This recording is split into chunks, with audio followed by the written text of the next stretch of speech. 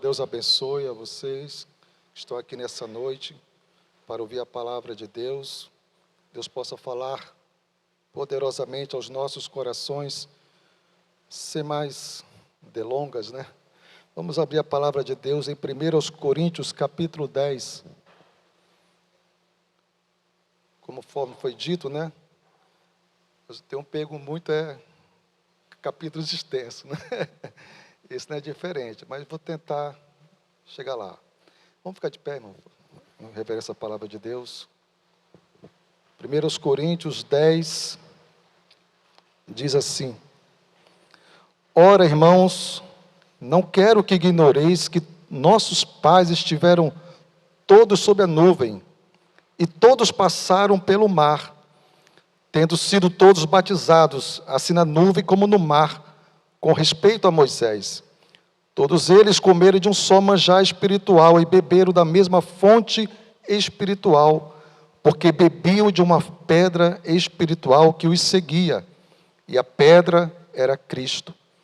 Entretanto, Deus não se agradou da maioria deles, razão porque ficaram prostrados no deserto. Ora, estas coisas se tornaram exemplos para nós, a fim de que não cobicemos as coisas más, como eles cobiçaram. Não vos façais, pois, idólatras, como alguns deles, porquanto está escrito: o povo assentou-se para comer e beber, e levantou-se para divertir-se. E não pratiquemos imoralidade, como alguns deles o fizeram, e caíram num só dia 23.000. Não ponhamos o Senhor à prova, como alguns deles já fizeram e pereceram pelas mordeduras das serpentes. Nem murmureis como alguns deles murmuraram e foram destruídos pelo exterminador. Estas coisas lhes sobrevieram como exemplos e foram escritas para advertência nossa, de nós outros, sobre quem os fins dos séculos têm chegado. Aquele, pois, que pensa estar em pé, veja que não caia. Não vos sobreveio tentação que não fosse humana, mas Deus é fiel e não permitirá que sejais tentado além das vossas forças. Pelo contrário, juntamente com a tentação vos proverá livramento, de sorte que a possais suportar. Porquanto, meus amados, fugi da idolatria. Falo como a criteriosos, julgai vós mesmo o que digo. Porventura, o cálice da bênção que abençoamos não é a comunhão do sangue de Cristo? O pão que partimos não é a comunhão do corpo de Cristo? Porque nós, embora muitos, somos unicamente um pão, um só corpo, porque todos participamos do único pão. Considerai o Israel segundo a carne. Não é certo que aquele que se alimenta dos sacrifícios são participantes do altar? Que digo, pois, que o sacrificado ao ídolo tem algum valor? Antes, digo que as coisas que eles sacrificam é a demônios que as sacrificam, e não a Deus. E eu não quero que vos torneis associados aos demônios. Não podeis beber o cálice do Senhor e o cálice dos demônios. Não podeis ser participante da mesa do Senhor e da mesa dos demônios. Ou provocaremos eles no Senhor. Somos acaso mais fortes do que Ele? Todas as coisas são lícitas, mas nem todas convêm. Todas são lícitas, mas nem todas edificam. Ninguém busca o seu próprio interesse, sim o de outrem. Comei de tudo o que se vende no mercado, sem nada perguntares por motivo de consciência. Porque do Senhor é a terra e a sua plenitude. Se algum dentre os incrédulos vos convidar e quiserdes ir, comei de tudo que for posto diante de vós, sem nada perguntares por motivo de consciência. Porém, se alguém vos disser: isto é coisa sacrificada a ídolo, não comais, por causa daquele que vos advertiu e por causa da consciência. Consciência, digo, não a tua propriamente, mas a do outro. Pois, por que há de ser julgada a minha liberdade pela consciência alheia? Se eu participo com ações de graça, por que hei de ser vituperado? Por causa daquilo por que dou graça. Portanto, quer comais, quer bebais, ou façais outra coisa qualquer, fazei tudo para a glória de Deus. Não vos tornei causa de tropeço, nem para o judeu, nem para o gentio, nem tampouco para a igreja de Deus. Assim como também eu procuro em tudo ser agradável a todos, não buscando o meu próprio interesse, mas o de muitos, para que sejam salvos. Amém? Pode sentar, irmãos. Senhor Deus, mais uma vez queremos colocar nas tuas mãos, Senhor, a minha vida, Senhor. Eu te peço que o Senhor me ajude, Senhor, a ser um fiel intérprete das Escrituras, porque eu dependo de Ti, Senhor, em nome de Jesus. Amém. Deus abençoe a leitura da sua palavra. É uma leitura extensa, né? Mas é assim mesmo. A palavra de Deus, ela é rica, e ela é poderosa. Na semana retrasada, o irmão João, falando sobre o capítulo 8, né? Com relação às coisas consagradas aos ídolos, Paulo destaca o amor a Deus e aos irmãos fracos, como base para a edificação do corpo de Cristo. Esse foi o todo do capítulo 8. No capítulo 9, semana passada, o irmão Luiz, né, falou sobre Paulo que vai dar o seu exemplo, né, no contexto de direito do sustento ministerial, porque Paulo tinha direitos, mas como ele estava falando sobre termos o cuidado com o irmão, então ele já começou por ele mesmo, dando o exemplo no seguinte contexto. Olha só, com relação às coisas sacrificadas a ídolos, temos que fazer de tudo para não sermos pedra de tropeço. E não só isso, nós podemos dar a nossa própria vida. E Paulo, no caso ali, ele abriu mão de receber salário da igreja para não ser motivo de comentários, né, maldosos. Está vendo? O apóstolo São Paulo está aqui no nosso meio por interesse. Ele quer ganhar dinheiro nosso. Então, Paulo, mais ou menos prevendo isso, abriu mão. Agora ele entra no capítulo 10 para nos dar uma palavra de alerta, só que ele vai pegar o exemplo da história de Israel. Ele vai contar aqui, em resumo, sobre o Êxodo, né? Todos conhecem a passagem quando Deus tirou o povo do Egito, né? Tirou o povo do Egito, e assim o povo caminhou até chegar no Mar Vermelho. E chegando no Mar Vermelho, houve toda aquela situação que os irmãos já sabem, né? O povo ficou ali preocupado, é quando Deus manda Moisés abrir o mar com o cajado. E o que significa essa passagem? Essa passagem é um tipo, né? É um símbolo do batismo nas águas.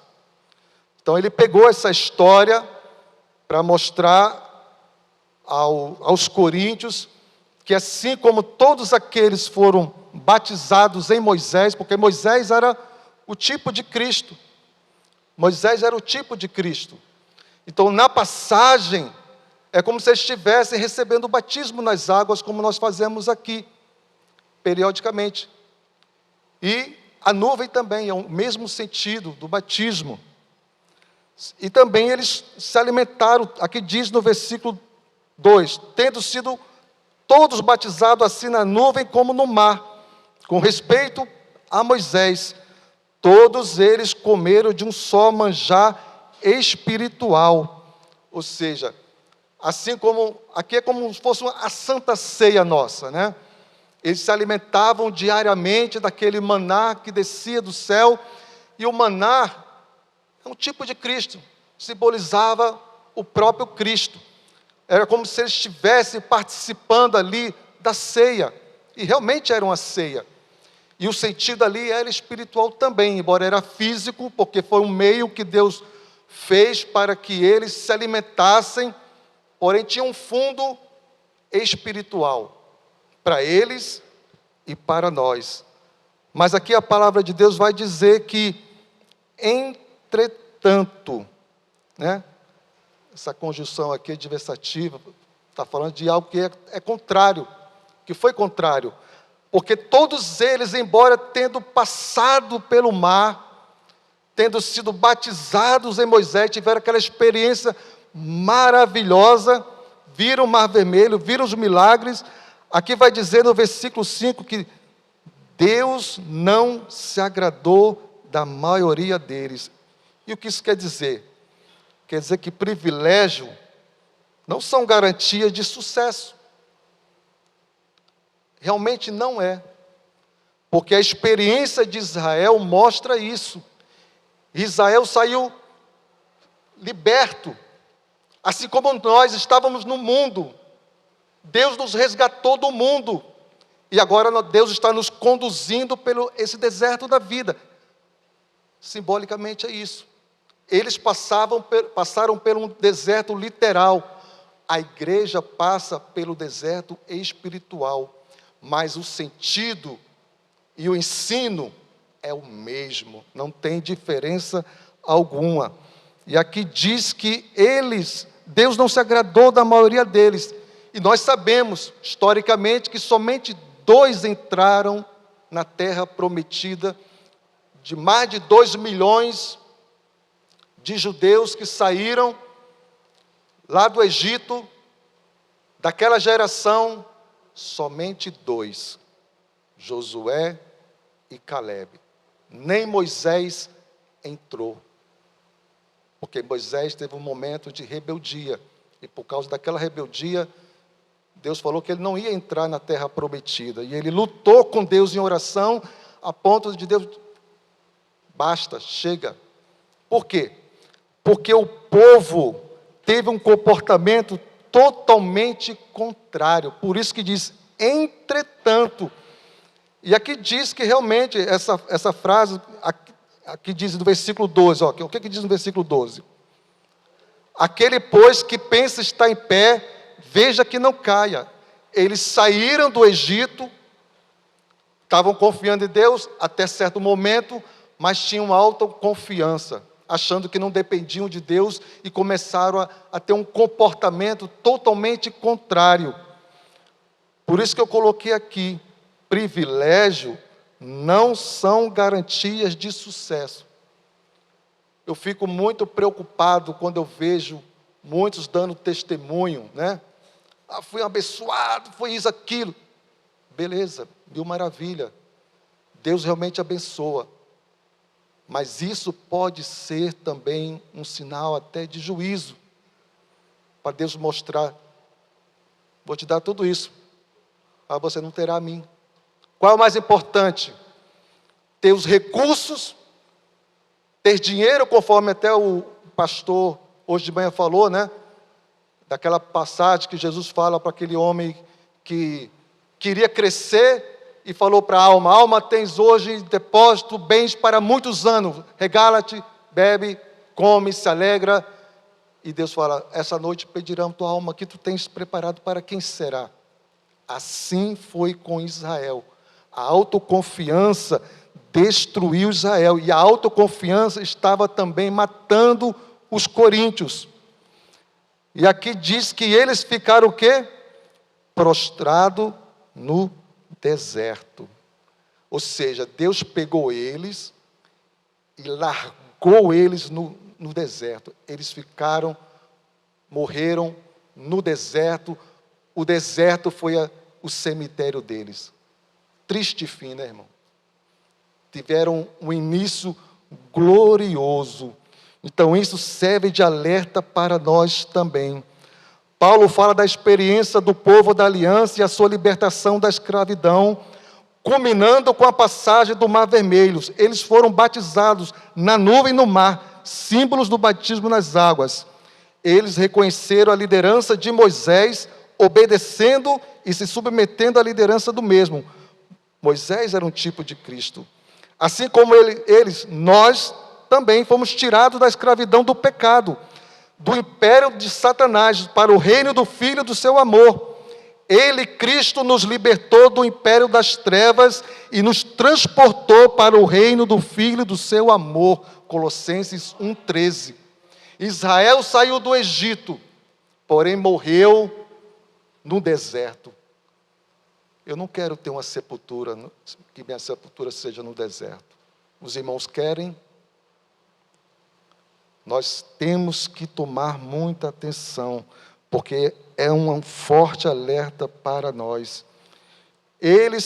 Ou seja, Israel foi alimentado, sustentado e beberam da fonte que os seguiam, conforme foi dito aqui. Eles beberam água. Aí, quando eles reclamavam de água, Deus mandava eles ir para a rocha. A primeira vez, Deus mandou ferir a rocha. Moisés feriu. Mas na segunda, não era para ferir a rocha, era para falar a rocha. E foi o pecado de Moisés. Moisés, irado com o povo, feriu pela segunda vez. Desobedeceu a ordem, por isso não entrou na terra prometida. Ficou lá, foi sepultado lá num local, à parte, a caminho de Canaã.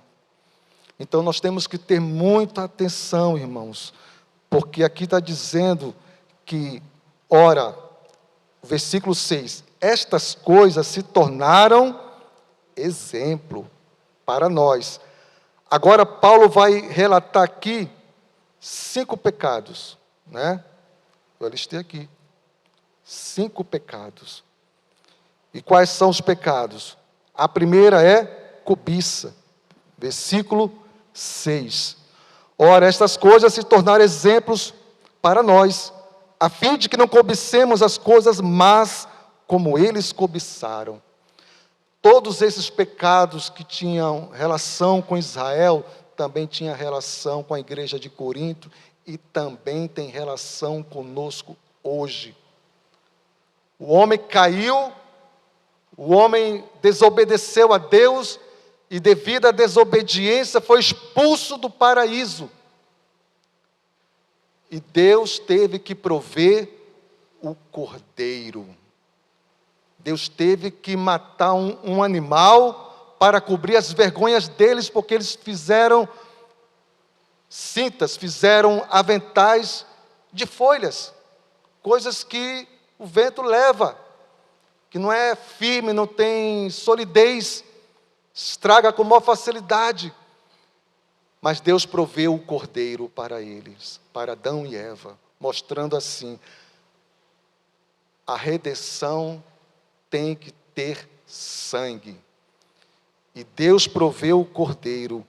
E no contexto aqui, com relação a Israel, esse cordeiro e também a fonte que é Cristo seguiu eles. Eles foram alimentados, sustentados, supridos por Deus. E assim, Deus também fez isso uma vez na nossa vida. Nós estávamos na escravidão no Egito, e nós abraçamos a fé em Cristo, o Cordeiro de Deus que tira o pecado do mundo. Deus está nos conduzindo nessa vida, mas nós temos que ter atenção. A primeira coisa é cuidado com a cobiça. Também a idolatria no versículo 7. Não vos façais, pois, idólatras, como alguns deles, porquanto está escrito, o povo assentou-se para comer e beber, e levantou-se para divertir-se. E essa palavra aqui, divertir-se, achei interessante, eu pesquisando, brincadeiras mesmo, eles estavam ali zombando de Deus, literalmente zombando de Deus diante do bezerro, rejeitaram o Senhor, e ali foi um verdadeiro carnaval, bacanal, tudo liberado. Isso mudou hoje em dia, irmãos? Olhando para o contexto atual, isso mudou? O pior, eu digo, mudou dentro da igreja também? Ou continuamos com os mesmos costumes, com os mesmos erros, como eles também fizeram? Isso é um alerta para nós. Depois, a imoralidade, o versículo 8. E não pratiquemos a imoralidade, como alguns deles o fizeram, e caíram, num só dia, 23.000. Está vendo? 5 pecados, somente 5 pecados. Um só já era o suficiente para a destruição. mas o povo insaciável de pecado. Era um povo que queria, se alimentava do pecado. Mas nós sabemos quem é que se alimenta do pecado. São os demônios. E nós vamos ver aqui como ele se alimenta. Porque aqui vai falar que o povo de Corinto estava entrando no templo e comendo coisa sacrificada a ídolos, mesmo sabendo que aquilo estava sendo oferecido aos ídolos. E ao tal não tem nada a ver. Ou seja, eu sou sábio. Eles se gabavam da sabedoria deles. Eu tenho um QI enorme. Eu sei discernir o que é certo e o que é errado. O que é isso? Soberba, orgulho, vaidade. E eles aqui caíram. Aqui vai dizer que eles caíram. Muito triste. O versículo 9 vai falar do tentar ao Senhor. Não ponhamos o Senhor à prova, como alguns deles já fizeram, e pereceram pelas mordeduras da serpente. Colocar o Senhor à prova é literalmente desafiar, bater no peito e dizer, eu não preciso do Senhor, eu sou dono da minha vida, meu corpo, minhas regras. Não é isso que nós já ouvimos aí? Meu corpo, minhas regras, eu sei muito bem o que fazer da minha vida. Não é isso que nós escutamos? Isso é colocar o dedo na cara de Deus e desafiar, eu não dependo do Senhor. Foi isso que Israel fez. Essa era a mensagem que Israel estava falando para o Senhor, porque eles estavam desafiando o Senhor. Porventura o Senhor vai fazer uma mesa para nós aqui nesse deserto? Até quando temos que ficar aqui nesse deserto? A impaciência levou o povo à murmuração. E um pecado, irmão, leva a outro. O primeiro pecado, que não está aqui, porque devia estar aqui, mas a professora não colocar aqui, né? É a coisa do Espírito Santo. Mas que nós sabemos, o primeiro pecado que desencadeia nesses demais, chama-se incredulidade. Israel cometeu também esse pecado lá no deserto. O Senhor, porventura, vai fazer aqui janelas no céu. Amanhã vocês verão. Até Moisés duvidou quando Deus falou que ia mandar codornizes, carne para o povo, porque o povo estava impaciente. Aí Deus deu, mas também veio junto com juízo. Ele estava com a carne ainda na boca, veio o anjo destruidor e exterminou milhares deles ali. E eles, murmuração. O primeiro pecado que desencadeia dos demais daqui chama-se incredulidade. Porque uma coisa vai puxando a outra. E o versículo 10 diz que eles nem murmureis, como alguns deles murmuraram e foram destruídos pelo exterminador. Está vendo? Murmuração. O que é muito comum no nosso meio. Eu já ouvi da boca de jovem, murmuração do tipo assim, eu não sei porque nada está dando certo na minha vida. Eu sei. Isso chama-se incredulidade. E se nós não nos arrependermos, nós vamos morrer no deserto. Eu não quero ser largado no deserto dessa vida, terminar, aí não ter adiantado nada, ter ficado 50 anos dentro da igreja e no fim da vida morrer no deserto, sem a presença de Deus. Fujamos, irmãos, fujamos desses pecados. Nós também hoje estamos sendo sustentados, alimentados e estamos bebendo da fonte eterna. Quem é a nossa fonte? Cristo. Eles beberam lá no deserto daquela água física que simbolizava também a fonte eterna. Hoje em Cristo nós temos a água da vida. Ele disse, eu sou a água da vida. Aquele que vem a mim, de maneira nenhuma terá sede. Então Cristo está aqui, irmãos, como a fonte eterna de vida. E lá em Mateus 26, do 26 e 27 diz, na ceia, tomai, comei, isto é o meu corpo. Israel também participou de uma ceia espiritual. Nós participamos uma vez aqui, mensalmente nós participamos da ceia. A ceia fala da memória, do memorial de alguém que vai voltar. Porque ele falou, fazer isto em memória de mim. A pessoa morre e bota lá, em memória. Por quê? Mas com os mortos, nós sabemos que um dia uns vão ressuscitar realmente, né? Mas Cristo está dizendo, eu vou voltar. Façam em memória de mim, porque um dia eu vou voltar. A seguir tomou o cálice, tendo dado graça, deu aos discípulos, dizendo, bebei dele todos. Porque era comum na cultura, né, judaica, cristã lá, da época, né? Nós sabemos que na ceia foi um único pão que Jesus partiu e deu para todos comerem, e o único cálice, e todos beberam. Por isso que fala, bebei dele todos, né? Mostrando o quê? Comunhão. Vocês estão participando de mim, vocês estão se alimentando de mim, a fonte eterna. Todas as vezes que nós participamos da ceia, nós estamos entrando em comunhão íntima, profunda. Eu vou usar aqui a metáfora do casamento. É mais ou menos isso. Uma só carne.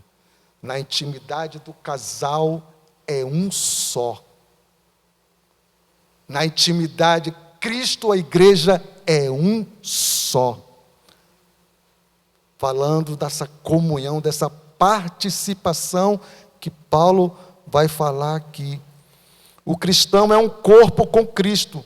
Cristo nos resgatou para sermos dele e vivermos para ele, para a glória dele, para o louvor dele, para a honra dele, somente para ele. Foi por isso que ele nos tirou do Egito, desse mundo, e está nos conduzindo para a real Canaã, a verdadeira Canaã, a Canaã celestial. Mas enquanto estivermos aqui neste mundo, temos que nos comportar como cristãos autênticos, genuínos e verdadeiros. No batismo, o cristão se identifica com Cristo na semelhança da sua morte. Assim como Cristo morreu, aí todo aquele que vem aqui no batistério, sepultou a velha natureza. Nasceu em novidade de vida. Esse é o mistério do batismo. Não é nada de anormal, é um símbolo. Nós obedecemos porque é bíblico, está dentro das Escrituras.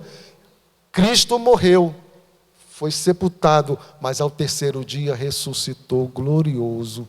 E ele falou que um dia ele vai voltar, e ele vai voltar mesmo. No batismo, o cristão se identifica com Cristo na semelhança da sua morte e ressurreição. Colossenses 2,12. Tendo sido sepultados juntamente com ele no batismo, no qual igualmente foste ressuscitados mediante a fé no poder de Deus que ressuscitou dentre os mortos. Portanto, somos exortados constantemente a vigiarmos e orarmos para não entrarmos em tentação. Vigiai e orai para que não entreis em tentação. O que é que diz aqui o versículo 13? Eu já li o 12, mas vamos ler o 12 de novo, né? Aquele, pois, que pensa estar em pé, veja que não caia. Não sobreveio tentação que não fosse humana, mas Deus é fiel e não permitirá que sejais tentados além das vossas forças. Pelo contrário, juntamente com a tentação, proverá o livramento, o escape, né? Deus sempre proverá livramento para os que perseveram nele, confiando unicamente na fidelidade dele. Deus sempre guarda os seus. Fica tranquilo, irmão, nós estamos sendo guardados por aquele que prometeu, que disse: eis que estou convosco todos os dias, até a consumação do século. Mas uma coisa ele não vai abrir mão, é da nossa fidelidade a Ele. Ele nos resgatou, nos tirou do império das trevas, nos transportou para o reino do Filho do seu amor. Estamos vivendo em novidade de vida, mas estamos caminhando rumo a Canaã celestial. Mas para isso nós temos que nos comportar de que maneira? Murmurando? Cobiçando? Nada. Temos que ter um coração grato. Todas as manhãs que você acordar, diga: Senhor, obrigado, porque a tua misericórdia me tirou dessa cama. Eu sou grato ao Senhor pela sua misericórdia. E o segundo ponto aqui é que Paulo os adverte sobre o perigo específico. Agora ele vai entrar mais detalhadamente, especificamente num único pecado, que é o da idolatria, que está nos versículos 14 a 22, que diz assim: portanto, meus amados, fugi da idolatria. Está vendo? Ele volta ao mesmo tema anterior, quando ele relata os pecados, mas ele volta a um único pecado, o pecado da idolatria. Mas aqui tem o sentido real, é porque ele vai alertar esse povo, porque esse povo estavam caminhando para esse pecado, irmãos. O povo, principalmente o fraco. Aí ele vai alertar aqui, conforme até o irmão João na semana retrasada falou. Temos que ter cuidado com o fraco na fé, porque ele pode se escandalizar. Tudo é lícito? Dependendo, sim, né? Mas vai convir? Não. Por quê?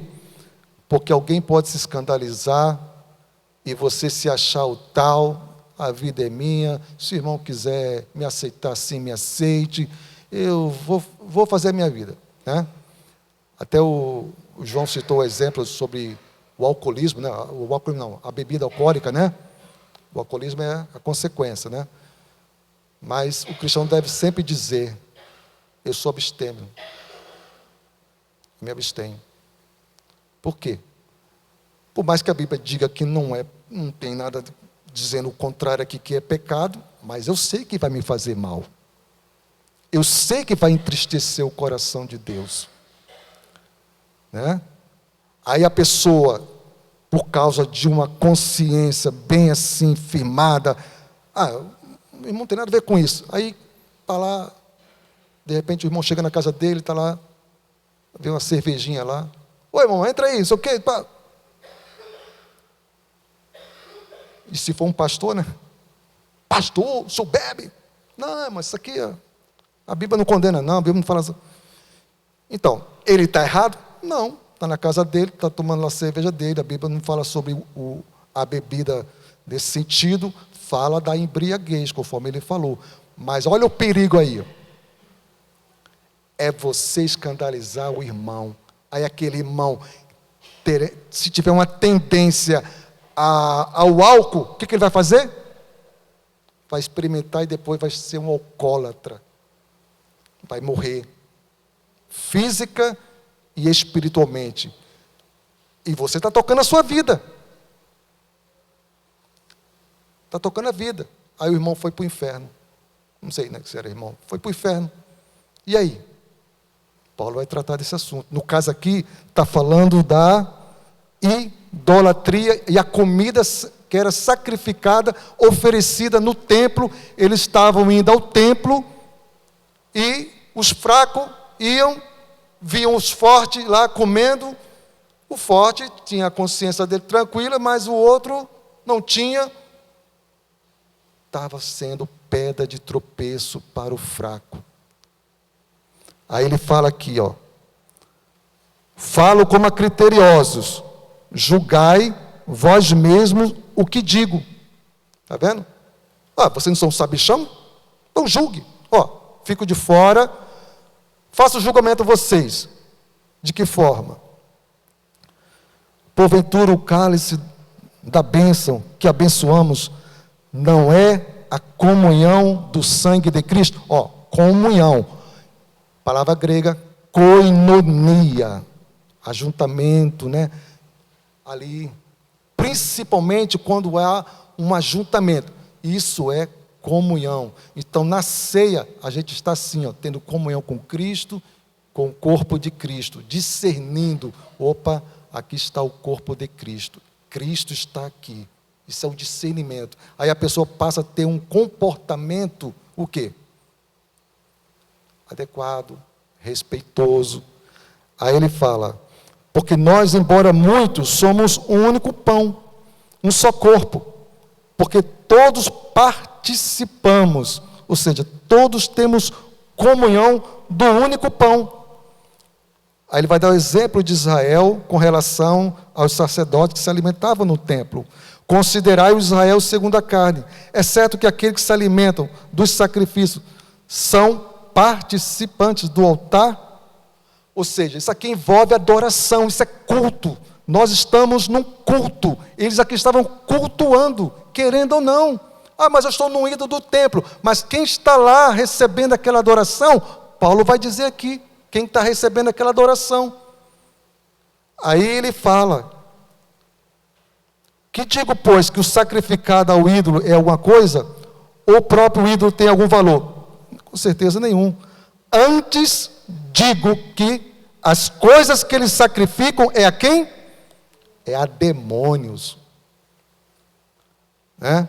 Hoje em dia, a igreja está tão comprometida com esse mundo. Na minha época, nem pensar baile gospel,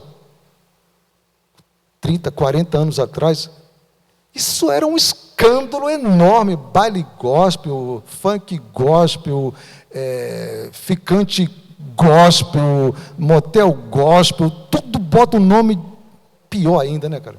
Para justificar o pecado, né? Arraiar gospel, né? Ah, mas não é pecado participar lá da festa junina, é apenas uma brincadeira inocente. Nada de inocente, eles estão cultuando duas entidades que foram tiradas das Escrituras, né? São Pedro e São João, eles adoram. Aí está lá aquele ajuntamento. Aí o cristão pega o nome, aí bota gospel. Aí bota todas aquelas coisas típicas, ou seja, se Paulo estivesse vivendo aqui, seria esse o contexto. Mas a gente está nesse contexto, lá não tinha esse contexto de festa junina. Não tinha. Eles ainda estavam vivos, né? Não tinha. Mas lá era o quê? Era culto aos ídolos. Eles iam lá, aí aquela carne, depois muitos deles botavam à venda, botava à venda no mercado. Aí Paulo vai dizer, não podeis beber o cálice do Senhor e o cálice dos demônios. Não podeis ser participantes da mesa do Senhor e da mesa dos demônios. Ou provocaremos zelos no Senhor. Essa palavra aqui quer dizer, nós vamos despertar a ira de Deus. Olha o Deus de amor aqui, ó. Olha o Deus de amor se revelando aqui, a sua ira. Despertar zelo no Senhor é despertar a ira. É o mesmo que dizer, pode me castigar, mas não estou nem aí, vou participar de tudo isso. Ai, Deus é? Então, aguenta as consequências. Então, Paulo vai usar essas duas ilustrações, da Santa Ceia e do sacrifício judaico, conforme nós vemos aqui. Né? Quando participamos, ou seja, da ceia do Senhor, fala dessa intimidade, desse compartilhamento, dessa comunhão da ceia do Senhor. Nós entramos em comunhão, irmãos. Nós estamos aqui no ajuntamento solene. Na Bíblia isso chama-se o quê? Koinonia, comunhão. Não estamos participando da ceia em si, mas estamos adorando ao único Deus verdadeiro. E Deus está recebendo louvor e adoração. É a mesma coisa. Então aqui vai dizer que nós temos que fugir. Agora, a partir dos versículos 23 até o 31, vai falar da liberdade e responsabilidade. É uma combinação ideal. Ele vai falar dessas duas coisas, né? Responsabilidade, né? E liberdade. Você é livre. Em Cristo nós somos livres. Mas a nossa liberdade pode colocar uma alma no inferno, sim. Dependendo do contexto, dependendo do seu entendimento, da sua sabedoria, porque a Bíblia diz que o saber ensoberbece, irmão. A balança é o saber e o amor. Está aqui, ó. Sabedoria, mas espera aí. Eu tenho que olhar, o olhar é sempre na direção do irmão. Espera aí, será que o irmão vai se sentir confortável se eu tiver esse comportamento, mesmo na minha casa? Porque você, tudo bem, você está livre, você é livre. Mas mesmo a liberdade eu posso colocar um irmão no inferno, um irmão fraco, alguém que não tem uma firmeza. Esses nós temos que abraçar. E Paulo fala sobre isso, né? O irmão falou, firme de tudo, sobre tudo, né? Para ganhar alguns. Ou seja, não que ele participava da mesma coisa que o outro fazia, mas ele abria mão, é como se fosse assim. Estou doido para dizer a verdade para esse cara, mas vem cá, meu amor por você é maior. Um dia você vai ter entendimento, Deus vai abrir seu coração, vou orar por você. Aí você vai conquistando o irmão, daqui a pouco o irmão vai vendo seu comportamento. Daqui a pouco o irmão é livre daquilo que você dizia que ser o certo. Então temos que ter a responsabilidade com liberdade e responsabilidade, que é a combinação ideal. Todas as coisas são lícitas, mas nem todas convêm. Todas são lícitas, mas nem todas edificam. Devemos ter o cuidado para não sermos tropeço para o irmão fraco. Vede, porém, que essa vossa liberdade não venha de algum modo ser tropeço para os fracos. Capítulo 8, versículo 9, que o irmão João falou. Uma alma custou o sangue precioso de nosso Senhor e Salvador, Jesus Cristo. 1 Pedro 1,19, que diz que foi com um preço de sangue que Cristo nos comprou, o precioso sangue. Então o cristão ele tem tríplice responsabilidade. Primeiro, para com o irmão. Ninguém busca o seu próprio interesse, sim o de outrem. Versículo 24. Não é isso? Ninguém busca o seu próprio interesse, sim o de outrem. Então nós temos que primeiro olhar para o irmão.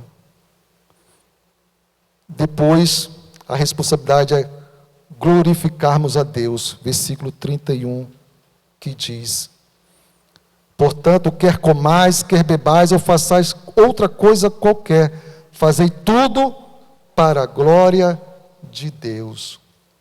Depois temos a responsabilidade de procurar os perdidos, os versículos 32 e 33. Não vos torneis causa de tropeço, nem para o judeu, nem para os gentios, nem tampouco para a igreja de Deus. Assim como também eu procuro em tudo se agradava a todos, não buscando o meu próprio interesse, mas o de muitos. Para quê? Para que sejam salvos. Então, um olhar na direção do irmão, um olhar para o alto, ter responsabilidade de glorificar a Deus, porque nós glorificamos de que maneira? Não sendo tropeço para o irmão. Quando você serve o irmão dessa maneira, você está glorificando a Deus, Deus está recebendo glória. Então você está tendo um olhar para o irmão, você está olhando para a glória de Deus que não deve ser ferida, mas você também tem um outro olhar para com aqueles que estão perdidos. Aí você vai fazer de tudo. Então é aqui que Paulo está falando. Aí ele vai dizer aqui no versículo 25: comei de tudo que se vende no mercado, sem nada perguntardes, por motivo de consciência, porque do Senhor é a terra e a sua plenitude. Se algum dentre os incrédulos vos convidar e quiser dizer, comei de tudo que for posto diante de vós, sem nada perguntares por motivo de consciência. É mais ou menos se fosse hoje em dia, uma pessoa a caráter, né? De macumbeira, sua amiga. Aí está lá toda a caráter, né? Roupão branco, turbante. Ô fulano, quer almoçar na minha casa? Aí você. Não, obrigado. Ué, mas só por causa da roupa? Nesse caso, chamou, vou sim. Agora, se ela disser assim, olha só, na mesa lá, ó, isso aqui eu ofereci daquele ídolo ali, ó, para ele abençoar. Opa, toma aqui, tchau, você é minha amiga. Ah, mas te convidei. Não, você me avisou. Se você não falasse nada, sabe o que ia acontecer? Eu ia aqui, Senhor, obrigado por esse alimento preparado aqui pela minha amiga. Consagro ao Senhor, porque do Senhor é a terra, a sua plenitude. Tudo é teu, Senhor, para a tua glória. E vamos aqui comer para o teu louvor. Amém. Te consagro em nome de Jesus. Acabou. Bota para dentro. Tem mais aí, irmão? Tem. Vou lá. Por quê? Porque não foi avisado. Comei de tudo.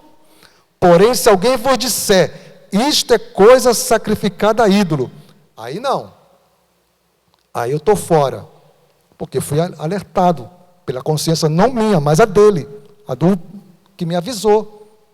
A minha não tem que ser julgada a minha consciência. Ele não falou nada. Aí os coríntios estavam indo lá, mas eles sabiam, a maioria sabiam que era coisa sacrificada, porque havia o templo, os deuses, e literalmente eles viam todo aquele ritual ali. Ah, mas era comida. Depois sobrava, ia para o mercado. Aí Paulo fala, vai para o mercado? Não pergunta nada. Né? Você vai no mercado? Eu não sei a origem daquele alimento, se for um pai de santo que consagrou aquele gado para ele ganhar mais dinheiro. O mundo tem tudo disso. Mas eu vou ficar bitolado, perguntando, doido, né, se foi consagrado. Não. Sento na mesa, consagra ao Senhor. Do Senhor é a terra, a sua plenitude, o mundo e os que nele habitam. Então o cristão tem que ter esse olhar, um olhar para com o irmão, um olhar para a glória de Deus e um olhar para os perdidos. É isso que Paulo está aqui mostrando. E eu concluo lendo aqui Hebreus 4, 14, 16, diz assim: tendo, pois, a Jesus, o Filho de Deus, como grande sumo sacerdote, que penetrou os céus, conservemos firme a nossa confissão, porque não temos sumo sacerdote que não possa compadecer-se das nossas fraquezas. Antes, foi ele tentado em todas as coisas, a nossa semelhança, mas sem pecado. Acheguemo-nos, portanto, confiadamente junto ao trono da graça, a fim de recebermos misericórdia e acharmos graça para o socorro em ocasião oportuna. Então, Cristo, Ele é o nosso sumo sacerdote, intercede por nós. E aqui no versículo 13 que diz que nós somos tentados realmente, mas esse aqui, em tudo, pensa num pecado aí na sua mente e pergunte, Cristo foi tentado nesse pecado?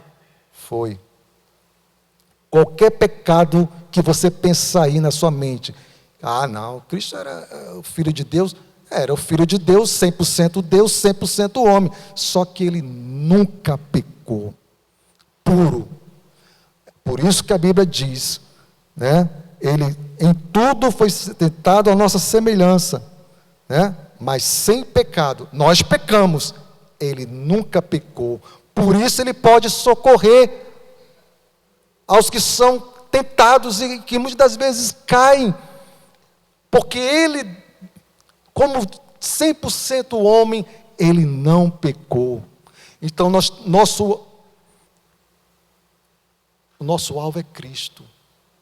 É para Ele que nós temos que correr todos os dias aos pés dEle e dizer: Senhor, me sustenta de pé. Porque se eu digo que eu estou de pé, é um perigo. É um perigo. Será que eu estou de pé? Sempre que eu oro nesse sentido, eu só oro dizendo essas palavras: Senhor, me coloca de pé. Porque caído eu já estou lá no Éden. Embora redimido, comprado, mas a semente do pecado, aquela sujeirinha de estar aqui, ó. E é só quando nós chegarmos lá, porque lá não entrará pecado. Nós temos que ser todos os dias purificados no sangue do Cordeiro. Todos os dias nós temos que ir à fonte. Todos os dias nós temos que nos humilhar e dizer: Senhor, guarda os meus pés, para que eu não caia em tentação, para que eu não entre em tentação. Nós temos que fazer essa duas orações. Primeiro para não entrar e depois para não cair. Porque uma vez que nós entramos em tentação, 99% nós vamos cair. Por isso que Paulo fala: vocês aí se gabam que está de pé, pensa duas vezes, 3, 4, 5, 1 milhão, vai contando até o dia da sua morte. Por quê? Porque nós sempre estaremos prostrados em alguma área das nossas vidas. Se não é se curvando diante de um ídolo, é se curvando diante das circunstâncias, é se curvando diante desse mundo, é se curvando diante do dinheiro, de mamon, de qualquer outra coisa, qualquer outro ídolo. Por isso que nós temos que se achegar a Ele. Acheguemo-nos, portanto, confiadamente junto ao trono da graça. É graça, irmão. É misericórdia. Que Deus nos dê essa graça, essa misericórdia, para nós chegarmos realmente naquele glorioso dia lá. Temos um sumo sacerdote, Cristo, que intercede por nós de dia e de noite. Ele foi tentado em todas as coisas. Por isso, levemos, pois, a Ele as nossas fraquezas e confiamos na sua graça e no seu socorro. Vigilância é tudo para não cometermos os mesmos erros do povo da aliança. Primeiro cuido de mim mesmo, para não cair. Depois cuido do meu irmão, para que ele se firme. E assim estou edificando e sendo exemplo. Amém, irmãos? Então vamos curvar nossa cabeça, vamos orar. Senhor Deus, obrigado, Senhor, pela Tua misericórdia, porque a misericórdia do Senhor, Pai, tem nos sustentado até aqui, Senhor. Se estamos de pé, não temos que se gloriar. Nos gloriamos somente em Cristo. Ele é nossa glória, Pai. Senhor, perdoa os nossos pecados, Senhor. Muitas das vezes não são esses listados aqui. Não é, Pai. Mas são outros pecados, Senhor. Guarda-nos de um coração ingrato.